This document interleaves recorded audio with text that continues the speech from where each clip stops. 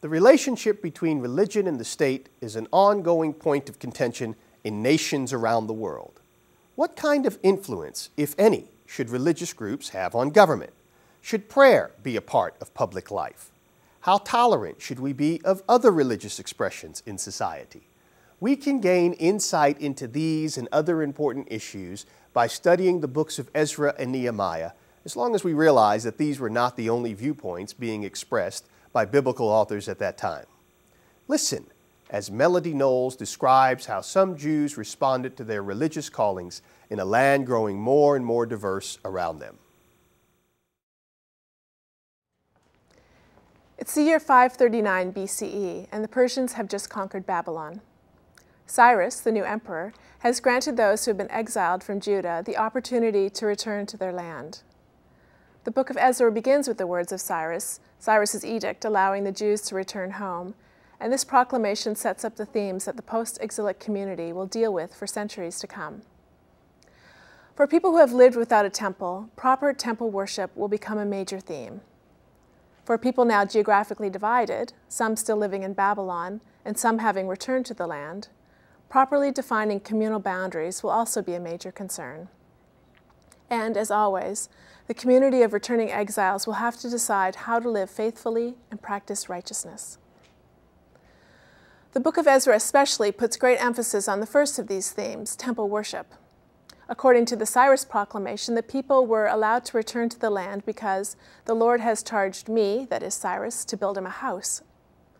God needs a temple, and Cyrus needs people to build it. So some of the exiles return to build, while others stay behind to aid the building project by giving gifts for the temple. The detailed inventory of the temple vessels returned to Jerusalem in Ezra 1, 7-11 emphasized the importance of this theme of temple worship. And we see it again in the record of the first acts of the returnees once they are in the land. As soon as they came to the house of the Lord in Jerusalem, some of the heads of the families made free will offerings for the house of God. And once the exiles are settled in their towns, they return again to Jerusalem to offer sacrifices, setting up the altar even before the temple is built. Then, in Ezra 3, as the building of that temple gets underway, the people celebrate the laying of the foundation. And here, right at a high point of the temple theme, we see the second theme, defining the boundaries of the community. To this point in the book of Ezra, we read of two parts of the Jewish community: those who returned to Jerusalem with Sheshbazzar, and those who stayed in Babylon. And according to the text, there's no apparent friction between these communities. But we read of a new group in Ezra chapter 4. There the text calls this new group adversaries. But clearly these adversaries would be surprised by that designation, for according to them, they serve the same God and follow the same religious protocols. But the group of returning exiles don't agree. They say to this group of the people of the land, "You shall have no part with us in building a house to our God. We alone will build to the Lord." According to the book of Ezra, then, the temple building project of those exiles who returned from Babylon was thwarted by those who were already in the land. The theme of temple worship bumps up against the theme of defining community boundaries. Despite the fact that the people of the land worshipped and served the same God as the people returning from exile, the prevailing sentiment was, they're not like us at all. In fact, they're against us. And so in the midst of power struggles and community boundary making, the temple rebuilding project languished for years. Only later, with the help of the prophets Haggai and Zechariah, is the temple finally built.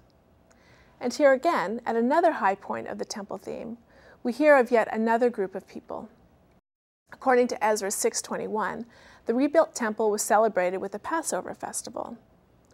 During this Passover, the temple's rebuilding was shared by the people who had returned from exile, and also by all who had joined them and separated themselves from the pollution of the nations of the land to worship the Lord, the God of Israel. At this temple celebration, the returned exiles are confronted by another group of people, only this time the strangers are allowed to join. On this occasion, the boundaries of the community are stretched to include those who did not live in Babylon during the exile, but separated themselves from the foreign nations and worshiped the God of Israel. The book ends with a very strong word against the polluting nature of these foreign nations. In chapters 7 through 8, we hear of another return from Babylon, that of Ezra and his party. And like the first return in the first chapters of the book, there's a similar emphasis on temple worship, with the bringing of gifts for the temple and the group sacrifice when they reach Jerusalem.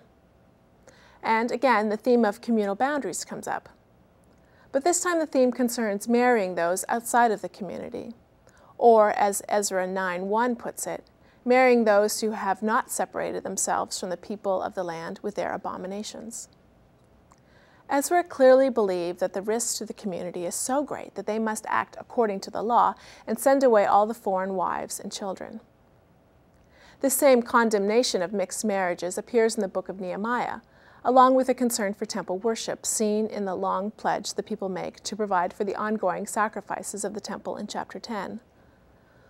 Also, as in Ezra, in the book of Nehemiah, foreigners try to thwart the building campaigns of the community. Concern for marking the boundaries of the community through genealogy and religious practice are just as important for Nehemiah as for Ezra. The walls of the city serve not only as a physical defense, but also as a way to prevent the Sabbath from being profaned. Throughout Ezra and Nehemiah, everything is at stake in living according to God's law. This is a community well acquainted with the catastrophe of exile and with no desire to see such punishment repeated. The seriousness with which they regard righteousness cuts right into the heart of their understanding of family. Yet sending away the foreign wives is not the only response the community gave during this time. Other texts in the Old Testament, also from the post-exilic period, sketch the boundaries of the community in different ways.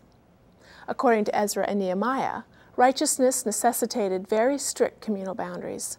Foreigners, because of the threats that they posed to righteous worship, were strictly excluded. Yet Isaiah 56 projects a vision of the future where foreigners who love God's name and keep the Sabbath will be accepted by God in the temple. And in the book of Jonah, the Gentiles are the pious ones, ready to hear and obey the word of God.